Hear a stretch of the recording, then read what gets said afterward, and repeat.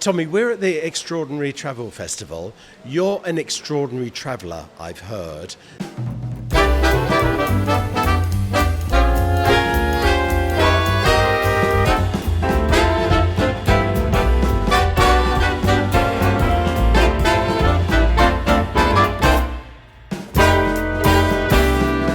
Tell me about your story and what's happened. I'm a YouTuber. My name on there is Sabbatical. I've been doing that for almost 4 years now. I have a dream job of being able to travel the world, learn different languages, meet amazing people all over the world. I tend to go to places that most people wouldn't think of going to, places out of the way, countries that people think are scary, even places within countries that are a little bit questionable.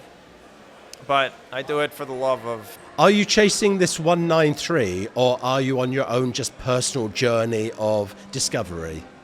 I wouldn't mind trying to get to all the countries, because I want to meet all the people of the world, but it's not a central goal of mine. When I travel, I try to fully immerse myself in a country. I love languages. So I'll arrive in a place and try to learn the language, even if it's just like the basics of it. I'll try to learn the history, the culture, minimum a week in the place before I start speaking on camera about it. I feel like if I'm saying something ignorant about the country, it's a disservice to the people there.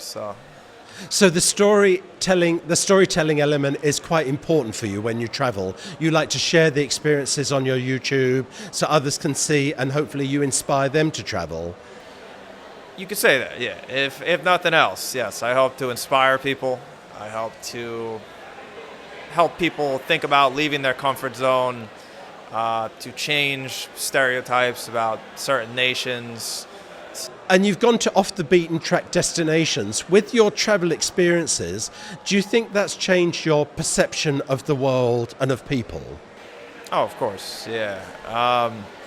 My channel basically started in Africa, and before that, I'd never been to Africa. It's an interesting story how that even happened, because up until 2020, I lived in China. I had my own little business there, and then the pandemic happened. I made the choice to leave China in March 2020. A day after I left, I flew back to New York, where I'm originally from. If you couldn't tell by my accent, they closed the borders, and I was not able to go back. So it effectively overturned my entire life overnight, and I had to figure out something to do. Yeah. It took me about 6 months to realize I like traveling, I like languages, I like talking to people. So I just took a shot, picked up a camera. People wanted to go to Tanzania. It was the only country in the world that was completely open to the world. They had a president, a bit of a crazy president, that said there was no COVID, there was no pandemic. All the clubs and everything were still open. So I decided to fly over there and just started talking to people. And then for some reason, people started watching the videos, and I'm very lucky. And the rest is just a history of these incredible travel experiences that you've had, right, and that you've shared on YouTube. What's been the most memorable experience where you thought, I can't believe I'm here? Maybe when I was in Uganda, and I learned a language that nobody ever tries to learn. It's called Luganda. It's like the language of the biggest tribe in the country, the Uganda people. And I would just go around in this country that used to be ruled by Idi Amin with like an iron fist.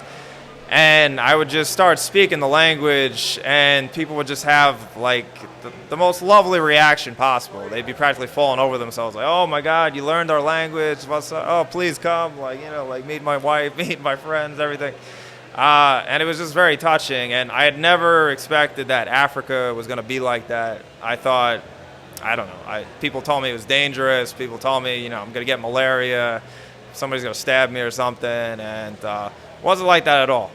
Have you ever been to a place where you felt you weren't welcome and you felt your personal safety was at threat? Yes. I mean, I've gone to some dangerous neighborhoods in South America, some favelas. Went to the few questionable neighborhoods in Europe, like in Belgium. That's fearless travel to go to those places. Right. I have been questioned by authorities in some countries I don't really want to name at the moment. And just recently, some of my risk-taking caught up with me because I was in Russia. I was in Far Eastern Russia. And sadly, up until that point, I had really been enjoying the country in spite of the strained relations between Russia and America caused by the leader of Russia. But I was in the East, and I was stopped by the police, and I was put in prison for 17 days on suspicion of being a spy. And that wasn't that long ago. That was about a week ago that I got out.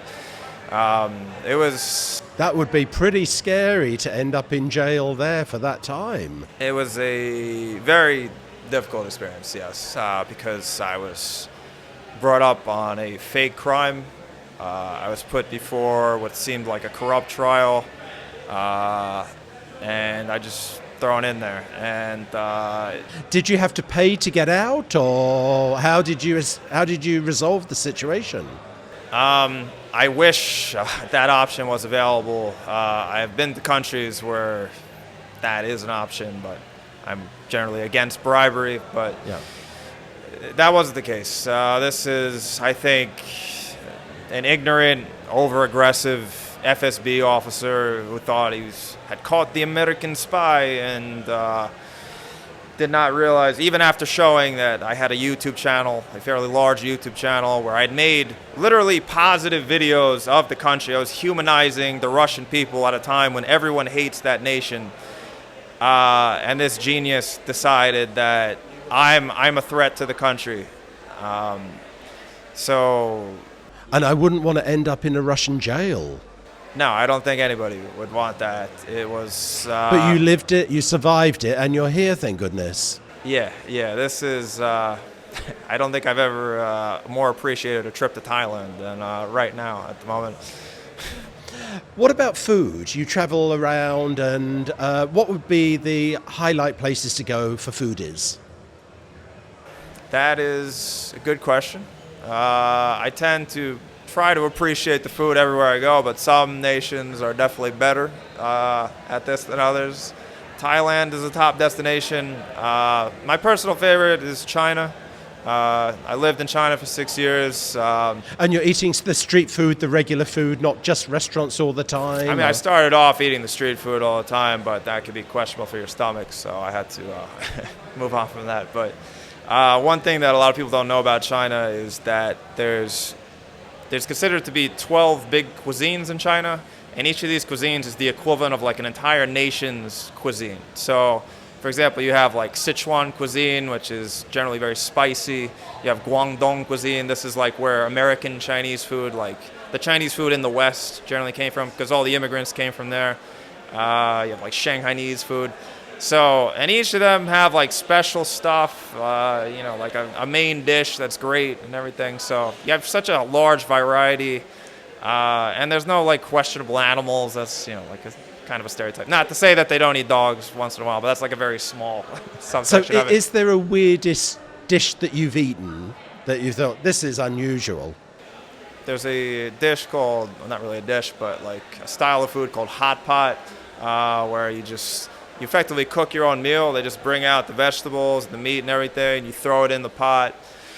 And for some reason, they really like to have brains at this. So, you got, I think it was pig brains or something, or sheep brains or something. And I mean, like, I could never do dog, but I was willing to try the brains, and it's just, if I recall correctly, like, it doesn't taste that bad, but I'm just thinking about the fact that I'm eating a brain, like I'm thinking about, like this poor pig's wife or something, like whatever he used to think about, and it was a weird deal.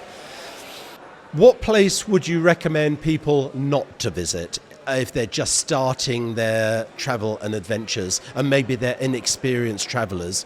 Where shouldn't they go on that first tier of experiences? I would absolutely emphasize no one travel to Russia right now. Okay, especially after what happened to you. Beyond that, yeah, you will meet people telling you that they've been to Russia and there was no problems, but we're thinking in percentages here, all right? Like, it's, you just meet the wrong person, the wrong corrupt police officer. And it goes the wrong way.